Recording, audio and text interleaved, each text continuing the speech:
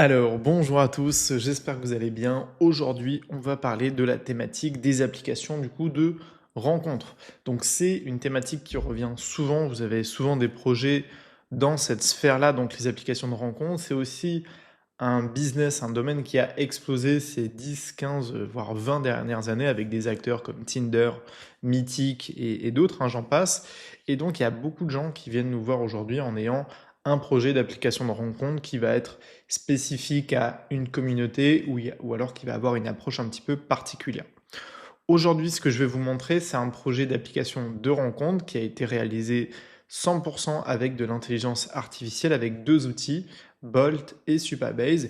Je vais vous présenter un petit peu comment on a fait pour créer cet outil, cette application-là, et ensuite, quelle approche moi je vous conseille pour créer une application de rencontre.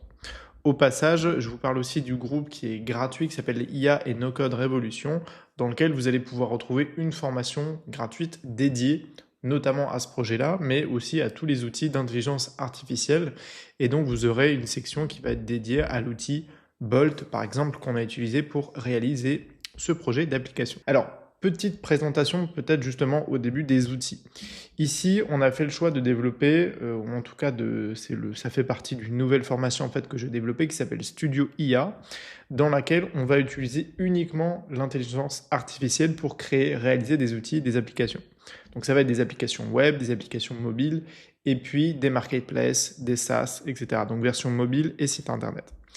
Ici, pour les applications mobiles, on vous conseille surtout d'utiliser Bolt puisqu'on va pouvoir développer avec un outil qui s'appelle React, un framework qui s'appelle React et un autre qui s'appelle Expo pour pouvoir vraiment tester nos applications ici sur une version mobile. Alors là, les versions que je teste, elles sont en version web, d'accord, mais à la fin, vous pouvez l'exporter sur une version mobile. D'ailleurs, ici, quand vous êtes dans Bolt, vous avez un petit bouton ici, le Device Preview. Vous pouvez prévisualiser votre application directement sur votre iOS, enfin terminal iOS ou Android en scannant simplement ce QR code. Tout ça, je vous en reparlerai dans une vidéo qui va être dédiée à Bolt. Et pour le back-end, on a utilisé du coup Supabase. Supabase, je vous ai déjà fait une vidéo sur ça dernièrement. C'est un des outils de back-end qui existe, qui est le plus populaire aujourd'hui pour les applications web et mobile. Et donc, c'est une alternative en fait, purement et simplement à Firebase. Firebase que j'ai utilisé pendant des années et donc maintenant j'utilise aussi Supabase pour d'autres projets et vous verrez dans les projets justement avec de l'IA, on utilise quasiment systématiquement Supabase. Le résultat du coup c'est une application où ici on peut se créer un compte, donc masculin, féminin, vous pouvez vous créer un compte, vous pouvez aussi vous connecter, d'accord, donc là je vais pouvoir me connecter juste ici avec un de mes comptes. Et ici, j'ai aussi ouvert l'application du coup sur mon téléphone. Là, c'est la prévisualisation de mon téléphone juste ici. La logique, on va quand même parler surtout de l'application de rencontre, la logique des applications de rencontre, comment ça va fonctionner. Ici, on aura du coup notre page d'accueil avec la gestion des matchs qu'on va pouvoir matcher à gauche ou à droite, ou alors tout simplement en cliquant sur les boutons. Et ici, vous allez aussi retrouver, on a fait deux sections pour tout afficher, toutes les personnes de la communauté, ou pour afficher les derniers qui viennent d'arriver. Ici, quand vous allez pouvoir matcher quelqu'un, bon là c'est le même compte, vous allez pouvoir avoir les demandes de match ici, et à droite tous les matchs qui auront été confirmés. On a également géré ici une partie chat, pour la partie tout simplement échange avec toutes les personnes avec qui vous aurez pu matcher. Par contre, vous avez la possibilité d'ouvrir le chat uniquement une fois que vous avez été confirmé de part et d'autre, puisque c'est la logique du match, c'est qu'on demande toujours confirmation. Et également ici, on a une gestion du profil, donc là qui est assez classique. Vous avez la possibilité du coup de modifier vos informations, donc par exemple nom d'utilisateur, âge, biographie. Et également ici, on a ajouté une section adresse qui est tout simplement une section chaîne de caractères.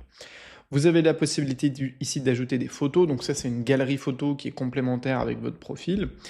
On a aussi une gestion ici des centres d'intérêt, donc tout simplement ici vous pouvez ajouter vos centres d'intérêt comme ça c'est vraiment des fonctionnalités assez basiques, mais tout simplement ça permet de compléter un petit peu le profil de l'utilisateur. Et ensuite on a toutes les pages qui vont être liées à la confidentialité, aux notifications, donc là on a réalisé des choses assez classiques, mais ce qui est bien avec les outils d'IA, de vibe coding, c'est que toutes ces pages-là, on va pouvoir les créer très vite. J'ai aussi du coup ici la partie chat, donc là je peux ouvrir une conversation, voilà, tester l'envoi de messages, hello, bon là encore une fois c'est un message, là ce que vous voyez ici c'est la version web, de l'application et là c'est ouvert depuis mon téléphone, hein. Et donc ce que je peux faire ici, c'est tester même avec un autre profil. Ici je vais aller me déconnecter, me connecter avec un autre compte. Voilà, et du coup pouvoir visualiser les informations d'un autre profil ici. Sa section ici aussi chat. Alors elle a aucune conversation. On va pouvoir avoir ses matchs juste ici. Voilà, là on voit qu'elle a eu plusieurs demandes de match, donc on va pouvoir les accepter et les refuser. Donc là par exemple je vais accepter ce profil ici. On va en refuser un par exemple, et on va en accepter un deuxième. Ce qui se passe ici, c'est que là j'ai des profils qui viennent d'être confirmés, et qui du coup vont, moi en fait, me permettre de créer en fait un système de chat avec une nouvelle personne. Voilà, donc là j'ai deux nouvelles conversations de chat qui viennent d'apparaître, et on va pouvoir leur envoyer un message. Hello Driss, comment ça va? Voilà, donc là on peut tout simplement envoyer un message.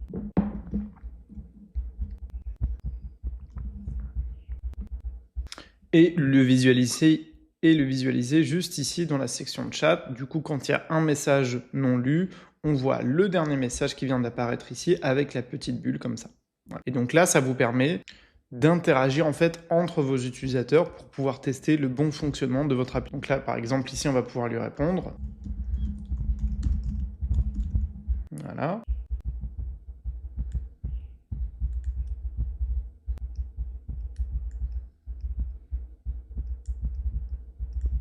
Donc là, par exemple, dernier message avec une petite bulle et le dernier message qui vient d'apparaître. Ok? Donc la logique des swipes, c'est quoi? Soit vous appuyez ici sur un bouton, gauche, droite, soit aussi vous faites un swipe comme ça pour pouvoir matcher les différentes personnes, à gauche et à droite. D'accord? Et ensuite, vous avez la possibilité ici, on a fait deux sections, une pour afficher tous les profils et une pour afficher les derniers. Alors, je pourrais insister un petit peu sur différents points qui sont quand même importants pour comprendre la logique ici d'une application de rencontre.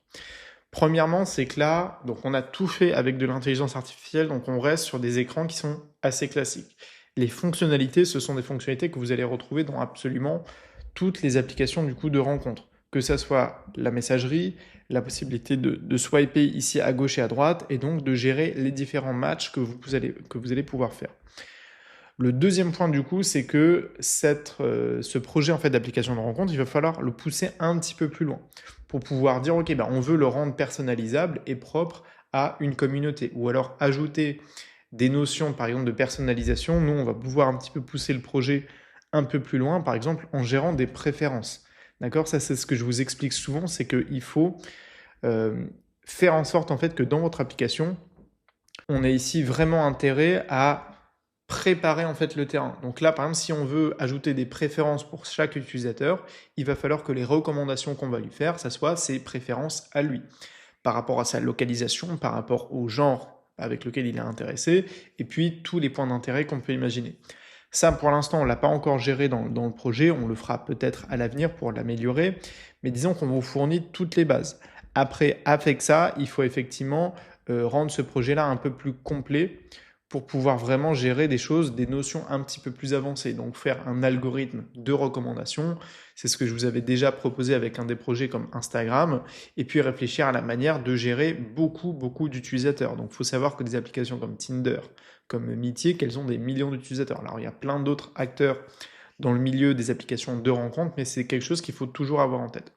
Et donc le troisième point, ça va plutôt être ce qui va concerner la base de données, pour vous rappeler ici que toutes ces tables de données, on les a gérées ici avec Supabase. Donc Supabase, encore une fois, c'est la gestion de tout le back-end ici de l'application. Donc ça va être les informations sur nos utilisateurs, les messages qui sont envoyés ici. Donc la possibilité, par exemple, de filtrer, ça marche super bien. On peut filtrer les messages ici. Ça va nous permettre de gérer les matchs, est-ce qu'ils sont confirmés ou pas. Encore une fois, tout ça, c'est des bases de données Supabase et pour ma part, je trouve que ça fonctionne très très bien, donc je suis vraiment satisfait de l'outil de la base de données. Pour la partie front, on a utilisé du coup Bolt pour nous générer tous ces écrans-là et pour moi, c'est assez bluffant à la rapidité avec laquelle on peut mettre en place ce genre de projet. N'oubliez pas que ça, c'est que des projets en version 1, il faut les amener un petit peu plus loin pour les rendre à la fois performants et surtout utiles, puisque là, c'est vraiment une application de match qui est assez basique. Maintenant, il faut le pousser un petit peu plus, le personnaliser, soit pour vous proposer quelque chose qui est propre à une communauté, ou alors un système de match qui va être un petit peu original en fonction, ça peut être de spécificités, de préférences, etc. Dans tous les cas, si ça vous intéresse, eh bien déjà mettez-le moi en commentaire pour que je sache si ce genre de thématique plus précise sur des cas d'usage comme les applications de rencontre ou d'autres projets, ça vous intéresse. Et n'hésitez pas aussi à rejoindre le groupe gratuit IA Enocode Révolution. On est déjà plus de 500 membres et dedans vous avez accès à des lives et à des formations qui sont gratuites. J'espère que cette vidéo vous a plu. N'hésitez pas encore une fois à me le mettre en commentaire. Moi, je vous dis à très vite sur la chaîne YouTube et sur le groupe gratuit.